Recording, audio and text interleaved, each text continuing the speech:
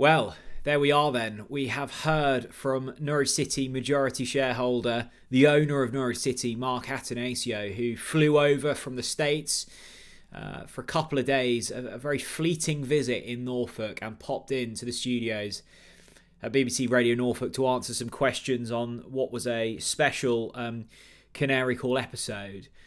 And look, I think for me, we kind of got what we expected. I don't think we got any huge headlines, maybe other than the Carrow Road redevelopment plans, which we'll get onto.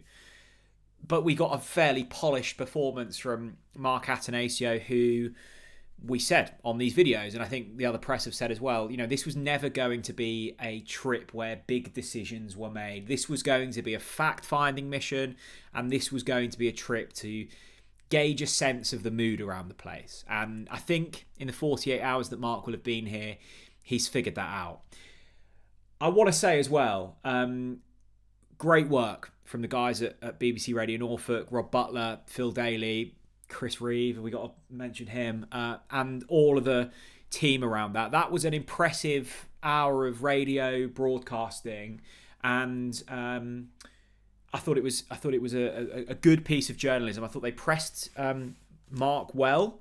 There were some questions that both Rob and Phil asked, and a couple of calls as well, where I was going, oof. I'm glad I'm not in that room, because they are not easy questions to deliver. Mark is a personable, nice guy, and to be throwing some pretty punchy questions his way is necessary. Absolutely, it's necessary, and he deserves to be fielded those questions. But it's not easy. So well done to Radio Norfolk. And actually, just a wider note here. I think Radio Norfolk, the Pinken, all of the press related to Norwich City have done a fantastic job, and I'm really proud of the guys that have kind of continued to deliver that. I'm a fan at heart, right? I read all the stuff on the Pinken, I listen to all the stuff on Radio Norfolk, I watch all the stuff on ITV Anglia and Look East. I am a fan of Norwich City, and I want to consume this content. TNC makes up a little part of that, and we offer something different. This isn't what this video is about, but I thought that the interview itself was impressive from Radio Norfolk, and I think that deserves to be said. Where are we at then with Mark Attanasio? Well, I think there's some key pillars which we should talk about. He's backed Liam Manning. I don't think he's backed Ben Napper and Zoe Webber as much as some may think. The Carrow Road redevelopment plans have been paused, and he wasn't very happy about the sale of Marcelino Nunez, and that kind of ties into a wider recruitment policy. Now, I want to start with Ben Napper. His quote was, "Everyone is accountable. He's been here 2 years. That's not a lot of time in the States in a sporting director position. I understand the need for progress." Now, that was a quote that we pulled out. I get the sense with Ben Napper, there was a couple of things in that interview, particularly around Marcelino Nunez, particularly around him picking up on, I think someone had phoned in and said, you've spent 55 million pounds, and Mark was pretty quick to say, actually, it's more like 75 million pounds that we've invested in players over our time of being at the club. Ben has spent the majority of that, and the squad is in a far worse position. It's clear that Mark wants to weigh up the situation. And when I say Mark, I mean Norfolk Holdings Group. There's more people in Norfolk Holdings Group than just Mark Attanasio, but he's the face of it, and he is ultimately the man that's making these decisions. I think that the sale of Marcelino, that the money for Ante Cianats, Mate Jurisic, the list goes on in terms of failed signings, I think Mark is willing to trust, and I get the sense that, look, of course, Ben is a capable individual, but has failed on what he's been asked to do at Norwich City. I get the sense that Mark is willing to trust people, is willing to give them time, and will almost give them the ammo in which to shoot themselves in the face publicly if needs be. He's come out on Radio Norfolk tonight, and I think he's defended Liam Manning. I think he said that he rates Manning as a coach. He rates the kind of journey that we're going on with Liam Manning. We'll get onto that shortly. But there was a public defence of Liam Manning. With Ben Napper, I didn't get the feeling that he was coming out and going, Ben's the man, I believe in him fully, he's going to take us to the Premier League and sustain it.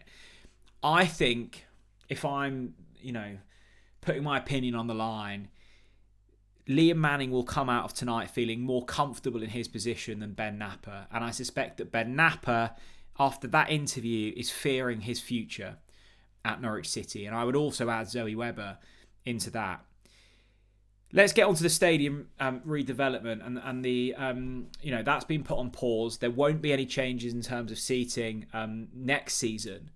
The quote from the club was, "Carrow Road has been our home for 90 years and hasn't seen significant development for 20.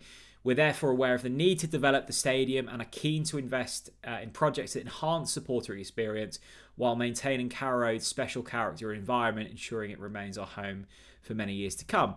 By delaying, we have the opportunity to further communicate with supporters, present the various options considered, and continue to explore what might be possible." Now, interesting as well, because how often have we said on this show, on other shows, you can kind of get away with making mistakes as long as fans feel like they're being taken on the journey, right? As long as we feel like we've been communicated with. We all make mistakes. We're all human.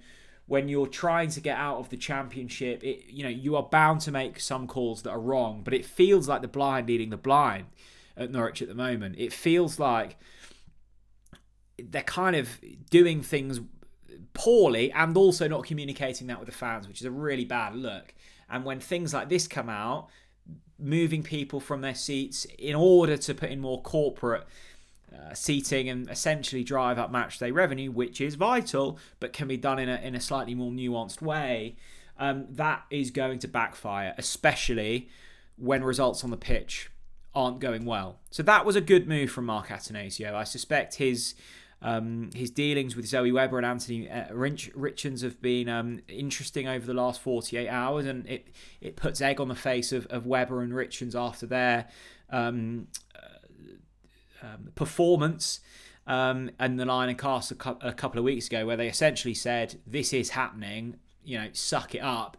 Their boss has gone, "Actually, no, we need to listen to the fans. We need to take them on the journey.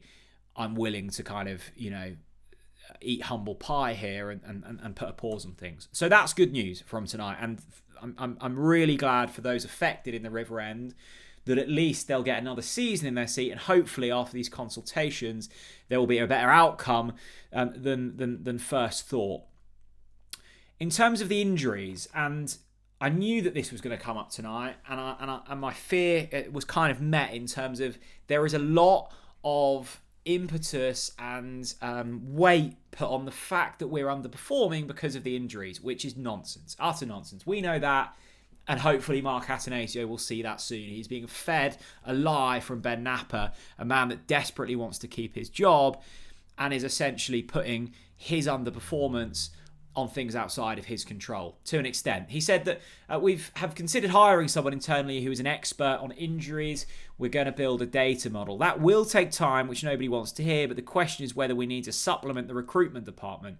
From what I've seen, when we've recruited a player, when somebody's coming in from England, we have a very good handle on them. When they come in from outside of England, we're a bit surprised. They have a high ceiling, but sometimes it's just adapting to a new country. It's a risk, but I still think we need to take risks. We are on this path. It's just the same one as a year ago, but we have a different coach. I kind of see where he's coming from. I think players that you're recruiting from England will naturally be more suitable for the Championship and the rigor that kind of provides. I think saying, if we're recruiting from foreign markets, they're going to be more injury prone is true. But you look at the recruitment under Stuart Webber, when we essentially bought a quarter of Germany, very rarely were they injured for sustained periods. So I'm afraid to say that this is just poor recruitment from Ben Napper. I think, yes, you can look at the conditioning of the players once they're here, but let's get better at just not bringing injury-prone players into the building. And once again, that comes back to Ben Napper. And of course, the pressing matter here is we can talk about processes, we can talk about behaviours, we can talk about long-term thinking. The very real situation at Norwich City at the moment is that we are in a relegation battle. We are second from bottom. Mark Attanasio said, relegation is not an option. We're going to do everything we can to make sure that doesn't happen. I want to get promoted. Well, So do I, Mark. So does everyone. But that's not going to be happening this season. So point of absolute critical nature is that we don't go down, because that will make things a hell of a lot tougher. Now, there will be armoury in January. I'm absolutely sure of that. I just hope, and this is my overarching feeling from tonight, having listened to Mark Attanasio, I like him. He's got deep pockets and he cares. They are ultimately the two things that you need from an owner. But my concerns are as follow.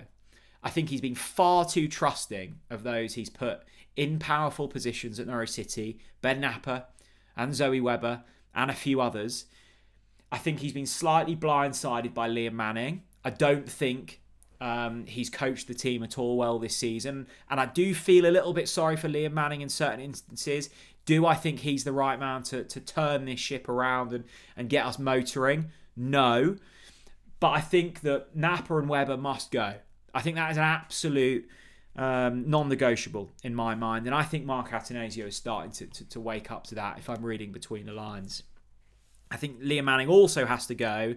But I can see how Attanasio is slightly more sympathetic for him. And also, let's be real, Ben Napper isn't going to want to sack Liam Manning because he was the man that hired Liam Manning. I do think the talks around they're not going to want to sack him because there's a huge payoff, I think that's nonsense. This is a man who's worth billions of pounds. This is a man that said on air that he wasn't too fussed about selling Marcelino Nunes. He wasn't selling him for the money. That wasn't a big deal. He doesn't care that we didn't sell Josh Sargent because we don't need the money for that. He's not going to get upset about a couple of million quid to pay the compensation of Liam Manning and his staff. I do believe that. I really hope, and there was a brilliant caller, if you've listened to it, if not, head over and listen to the Canary Call. There was a brilliant American caller who came on at the very end of the show, and I thought it was necessary for Mark to hear one of his own people saying that the difference between English football and American sports is huge. It's more passionate, it's more reactive, there is more on the line at all times. In some instances in American sport, as this brilliant caller alluded to, sometimes actually losing is a benefit to you in America. That is never a benefit in the UK. Relegation is a very real thing that could happen this season that would be cataclysmic to the progress of Norwich City. And if there is one thing that we haven't got, it's time. This needs to turn around quickly. We don't have the time to assess things and look at the behaviours and the processes and long it out. Yes, in an ideal world, you would have that. And I completely get where he's coming from, right? He's a successful portfolio manager that has billions of pounds of assets that he is in control of. And he has done a very good job at that over the last 35 years. He's an incredibly shrewd businessman.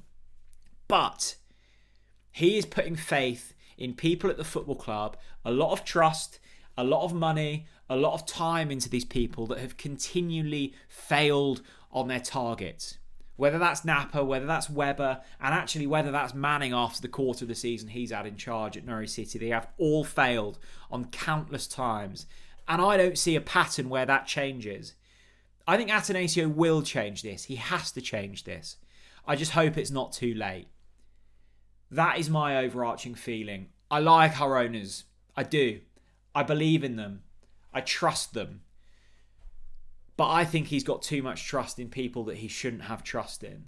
And sometimes you have to learn that, and sometimes you have to feel the pain of that yourself. You can't be told certain things sometimes. Attanasio, like many people called up this evening, they need a bridge between him and Norfolk Holdings and the Norwich City board. Someone to hold each other to account, because at the moment, there's a lot of people within the club going, it's fine, we're doing a good job, it will all work out, trust me. You don't want to be in League One. And that is where we're headed at the moment. So, to conclude, they obviously don't want to go down. You don't need sort of Attanasio to tell you that. But I think they do see this as more of a 5-10 year plan than a 1-2 year plan. So if we do go down, I don't think they'll see it as the end of the world either. I think Napper and I think Webber haven't come out of this looking good. And I think that although not outing them publicly, I think was pretty scathing of some of the work that they've done so far. Stadium consultation, that's on pause, or they will be consulting the fans, so that's a tick in the box. The public backing of Liam Manning could backfire spectacularly, but we shall see. He did note as to why he's not going to be at the game on Saturday. They're sadly attending a funeral, so they can't stay in Norfolk. But there will be protests on Saturday, so it'll be interesting to see how they develop. Manning is being backed. I think those in power will change at some point. I'm not saying it's going to be soon, but I think they will change at some point. There will be backing in January. The sale of Marcelino Nunes was a PR disaster, like we knew it was, like it was always going to be. I think he was actually upset that we sold him because they didn't want to at the time, and in hindsight, they don't want to either. And I think he knows better than anyone that we're in a sticky situation. My message remains: we need to see change, and we need to see it soon. I like Mark. I like Norfolk Holdings Group. I like the deep pockets, and I like the care for the club. What I don't like is people taking advantage of the trust that's put within them. And I think we've got some people at the football club who, I'm not saying are bad people, but are underperforming and are pulling the wool over eyes of their bosses. And that cannot go on. And that cannot go on because if it does, Norwich City will be relegated. And this is a squad that was penned as being good enough to get top 6 this season. We currently sit second from bottom, the only team below us we play in a week's time, and are in administration. That's not good enough, and that needs to change. Good work to BBC Radio Norfolk. It was a good scoop to get him on this evening, and I thought, on the whole, spoke well. We knew what we were going to get. That's what we got. We have some form of roadmap to move forward. Still, nothing has changed. Nothing was ever going to change this week. But I think it will in the future. Let's just hope it's not too late. I'd love to hear your thoughts down in the comment section below. What did you make of Mark Attanasio's trip over to Norfolk, his appearance on BBC Radio Norfolk? And let's hope for a performance on Saturday. Thanks very much for watching. I'll see you all again very soon. Bye-bye.